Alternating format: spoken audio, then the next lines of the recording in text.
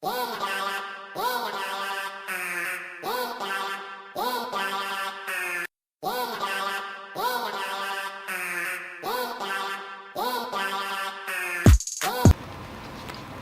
beauties, welcome back to my channel. If you're new, thanks for stopping on in. Today, as you can tell, we're going to be talking about my breast reduction surgery. Kind of giving you a little bit more details than what I saw in everyone's videos. Not as much about me, but more details of like what you need, what you want to really know when your insurance covers that breast reduction or mastectomy. Don't quote me on that, look it up on Google, but let's get into it. So first I do want to start off, I do have a little sheet down here, so I'm going to keep looking down just to kind of go over things. I do want to start off by saying the first thing that you should do is plan for your breast reduction. So that was one of the biggest things that I actually did, was plan for it. And what I mean by plan is that I picked my insurance accordingly. So typically I'm pretty stingy when it comes to paying for insurance that I might not use. I never really have any major accidents or don't have prescriptions that I need all the time. So I pick usually the middle of the road or the very, very lowest insurance, which takes out the least out of my paycheck. So I get more money back and I don't pay as much to insurance. But when you're having surgeries or something major done and you want insurance to cover more of the obligations that you're going to have to pay them more. So that means less of your paycheck, more towards insurance that you are going to use. Now again, you're going to plan for this. So I knew I was going to use my insurance this year for my surgery, so I made sure that I picked the best part of my insurance. So I get my insurance through my employer. I picked the best that they have, meaning that the maximum out of pocket was the lowest that they have available, and it was about $4,700 out of my pocket. So that's what is like in the back of my mind as I'm going through my appointments. I would probably at no more pay that much, which is my maximum out of pocket. If I had like the cheap insurance, I believe that was $12,000 that you would have to pay out of your pocket before they would help pay all of your obligations. So again, planning is going to be the very first thing that you want to do. Know your insurance. You also want to know what they cover. So I do have an insurance that provides all the information on their website, so I'll be including a little clip. It tells you the requirements. It gives you exactly what they go off of. And then it tells you, as well as based on like their credentials or their requirements, if you're going to get so much removed or how much you'll get removed. So again, my insurance, I'm going to include a little clip. With my BSA, which I believe that is body service area, I had 715 taken from each breast, and that was their requirement per their website for my body surface area. So again, you want to look through your insurance to see what they're going to require, kind of plan ahead of time to know, okay, exactly what is 715 grams in regards to pounds. And it actually ended up just being about 3 pounds altogether with both breasts, so about 1.5 pounds from the breast. So again, that's kind of knowing my insurance, knowing what they're going to cover, what they don't cover. And then I did send over, so for my actual consultation, I always see people going to their primary care doctor asking for a referral. I actually didn't ask for a referral. I just got on Google. I know that sounds bad, I'm sorry, but I did get on Google and I Googled a doctor for a breast reduction, and I ended up finding a plastic surgeon that was at the hospital that I got my endometriosis surgery done at as well. And so I felt comfortable going to that hospital. They do all types of practices there, so I felt comfortable like, you know, choosing her versus just going to another practice that I wasn't familiar with. So I did Google my plastic surgeon. Luckily she was already within the network that I was seeing with the other doctors with other health issues, like for my endometriosis. So that ended up being awesome. But I just wanted to recommend, like, you don't always need a referral from your primary care doctor.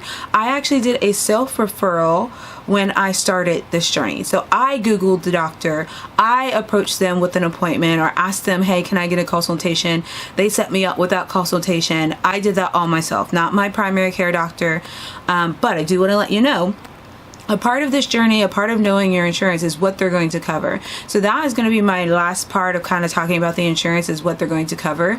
Now, before I actually consulted my doctor about breast reduction, I really did want kids, and I was seeking an infertility doctor. And I'm sorry, my dogs might show up in the background here.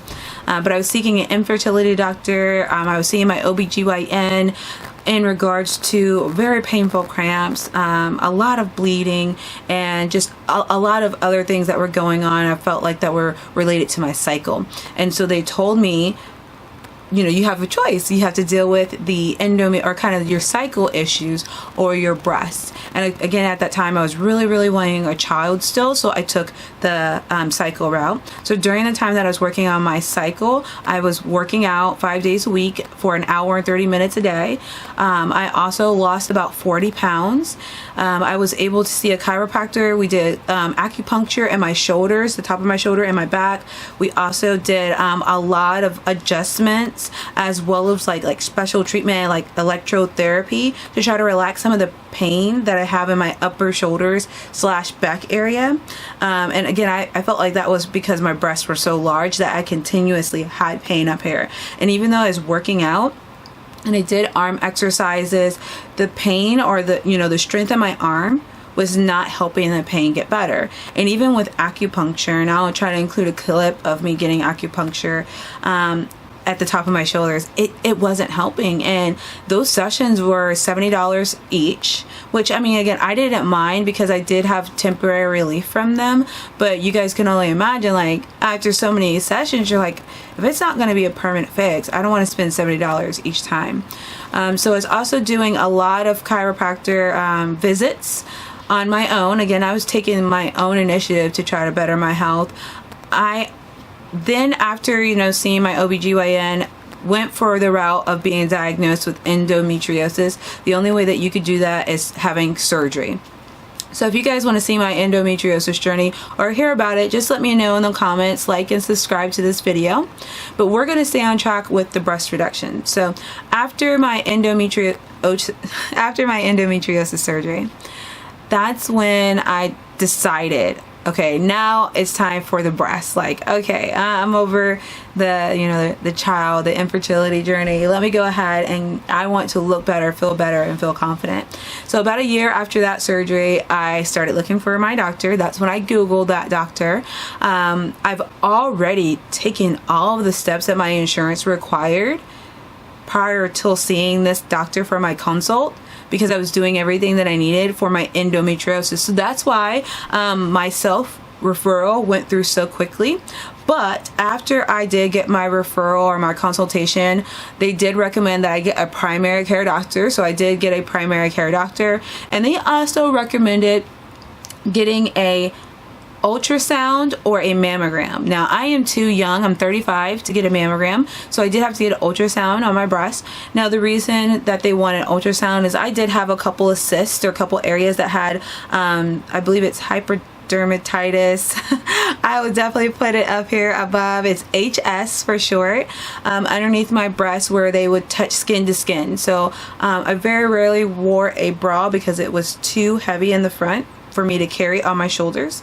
And so I didn't wear a bra, and so there's a lot of skin to skin touching my breast to my stomach, and it caused these cysts or some pimples that would be painful. And they wanted to make sure that there was nothing else there. And I agree. I did, again, I'm just looking down at my piece of paper. I believe it was 3 ultrasounds altogether, and I actually did get to the point where I had to do a mammogram.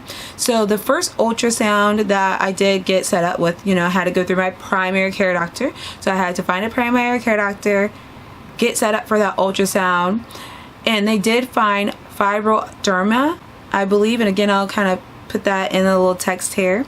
They found a lump. It was at the 4 o'clock on my right breast. And if we're going from my nipple, it will be at the 4 o'clock region, closer towards my rib. So they found this little lump, which they believe was non-cancerous. So that was good findings, but also kind of, you know, is in the back of my mind. So I was able to tell my plastic surgeon, give them those results. We were all in the clear. So after I got there for my pre-surgery, so we're prepping for surgery, they didn't get the files. They didn't get the ultrasound from my other doctor's office for my primary care. So they referred me out the next day to get an ultrasound done and a mammogram done on what they believe they saw. They ended up finding another lump in my left breast. So I had one in my right, I had one and also in my left, and then we did a mammogram on my right because we knew one was already there. So it did turn out that they seem that they are fibroadenomas, which are non-cancerous lumps. They just, you know, do pop up or occur in women that are like around my age, which is 35 years old. They said don't be shocked. It's kind of like a deer. You see one, you're going to see a couple more. And so again, that's something that you and your surgeon can talk about removing. It's not recommended that it has to be removed, but I will have a follow-up on those lumps if they weren't removed by my plastic surgeon in 6 months.